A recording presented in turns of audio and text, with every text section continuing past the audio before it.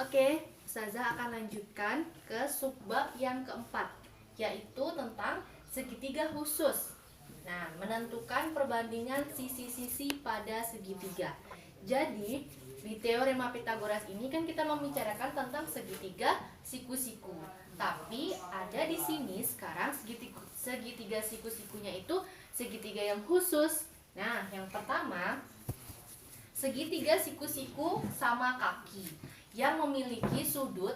Jadi ciri-ciri kalau segitiga khusus ini dia punya sudut. Nah, sudutnya berapa? 45, 90, dan 45. Nah, yang mana tuh? Ini dia. Ini segitiganya. Segitiga siku-siku sama kaki. Nah, mempunyai sudut 45, 90, dan 45 derajat. Jadi kalau misalnya segitiga seperti ini, yang harus kita ingat adalah nih, perbandingan sisi-sisinya. Jadi kalau dia sama kaki, nih kaki-kakinya itu perbandingannya 1 dan 1. Sedangkan sisi miringnya perbandingannya itu adalah akar 2. Nah, jadi harus diingat nih, 1, 1, akar 2. Kalau sudutnya 45, 90, 45 atau segitiga siku-siku sama kaki. Nah, yang kedua, jenis yang kedua, segitiga bersudut 30 derajat, 60 derajat, dan 90 derajat. Seperti apa? Ini dia. Jadi, ini segitiga siku-sikunya, segitiga siku-siku yang bersudut 30 derajat, 90 derajat, dan 60 derajat.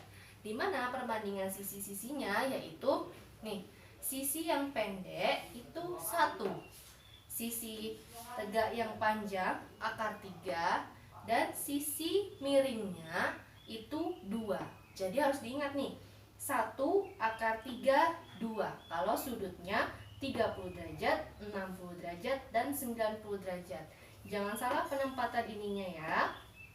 Oke, kita langsung aja bahas soal halaman 40 nomor 1 yang B dan C. Nah, sekarang yang B dulu. Oke, kita masuk ke pertanyaannya. Tentukan panjang sisi yang ditunjukkan oleh huruf pada setiap gambar di bawah. Nah, ini dia soalnya. Oke. Di sini ada segitiga siku-siku sama kaki. Kalau dia sama kaki, nah ini nih, tandanya sama kaki itu ada seperti ini. Ini berarti dia sama kaki. Kalau sama kaki dan tidak ditulis sudutnya, jangan khawatir, karena kalau sama kaki udah pasti sudutnya adalah 45 derajat, di sini 90 dan di sini 45 derajat. Nah, kalau udah seperti ini, berarti kita pakai perbandingan yang mana? Ya, yang pertama. Jadi tugas kita di sini adalah mencari nih sisi miring atau yang huruf A. Caranya gimana? Kita pakai perbandingan. Nah, ini yang ditanya kita bandingkan dengan yang sudah diketahui. Nah, yang ditanya adalah sisi miring atau A per nih sisi yang satu lagi nih yang udah diketahui, yaitu 72 sama dengan, nah kemudian kita bandingkan dengan ini perbandingan segitiganya. Jadi kalau misalnya A perbandingannya berapa? Akar 2, dia sisi miring akar 2. Kalau 72 ini adalah sisi yang ini, kaki-kakinya. Kalau di segitiga sama kaki, kaki-kakinya berapa? 1. Jadi di sini akar 2 per 1. Nah, kemudian diapain lagi? Kemudian dikali silang. Kali silangnya yang atas dikali dengan yang bawah dikali dengan yang atas. Jadi A dikali dengan 1. 72 dikali dengan akar 2. 72 dikali akar 2. Oke. A dikali 1 adalah A. Nah, A sama dengan 72 dikali akar 2 adalah 72 akar 2. Nah, jadi itu jawabannya. Jadi panjang sisi miring ini adalah 72 akar 2. Oke, kita lanjut ke yang C. Nah, ini dia.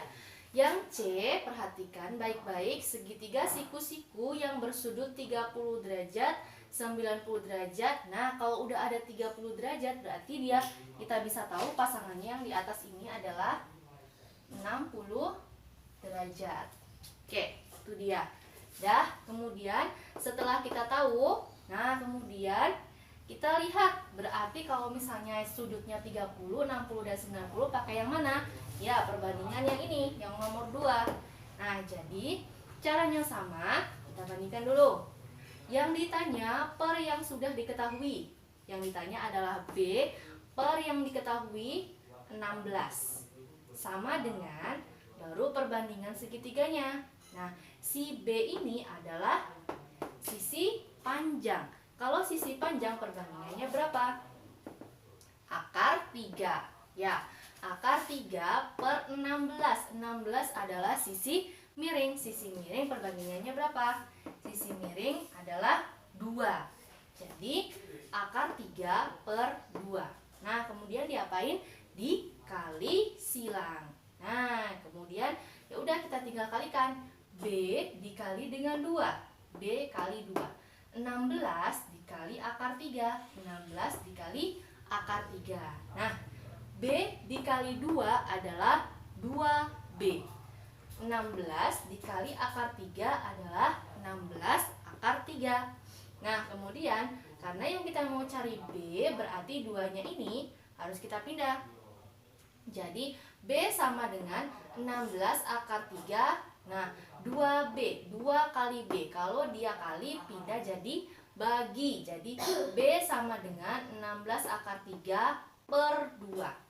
Nah, jadi B-nya sama dengan, di sini yang kita bagikan adalah yang sama-sama tidak punya akar. Yang tidak punya akar yang mana? 16 dan 2. 16 dibagi 2 adalah 8. Nah, tapi masih ada akar 3-nya nih. Jadi jawabannya adalah B sama dengan 8 akar 3. Nah, itu dia jawabannya. Oke, sampai situ paham ya?